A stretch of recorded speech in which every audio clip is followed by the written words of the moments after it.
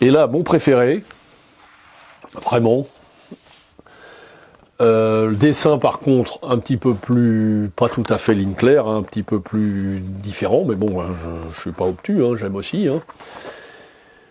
Là par contre, c'est vraiment un coup de massue parce que je ne connaissais absolument rien sur cette période. Les Racines du chaos, tome 1, tome 2 chez Dargaud, pardon, excusez-moi.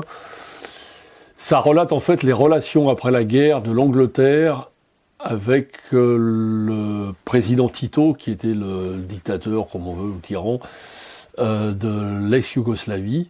Et en fait, les accointances de tous les réfugiés yougoslaves qui essayaient de le dégommer parce qu'en fait, les Anglais n'en voulaient pas, mais les Américains en voulaient parce que malgré que c'était un communiste, il avait refait l'unité du pays.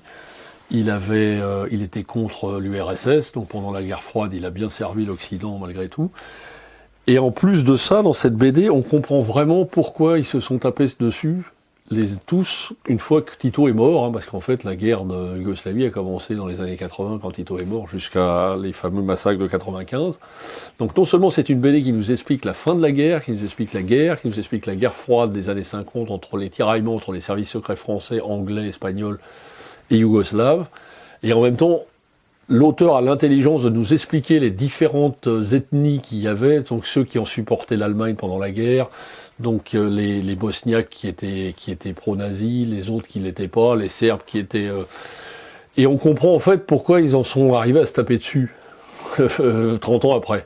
Donc c'est une BD à la fois qui nous raconte le passé et pas forcément une histoire que l'on connaît vraiment, parce qu'il y a tout de suite une chape de plomb qui est tombée sur Yougoslavie après la guerre, mais comme Tito avait quand même combattu d'une façon forte les nazis, qu'en plus il était anti-soviétique, c'est quelqu'un qui en plus a fait l'unité du pays, parce qu'il a quand même réussi à unir des gens qui avaient été unis sans qu'on leur demande leur avis après l'éclatement de la guerre de 14, et il a tenu le pays pendant des années.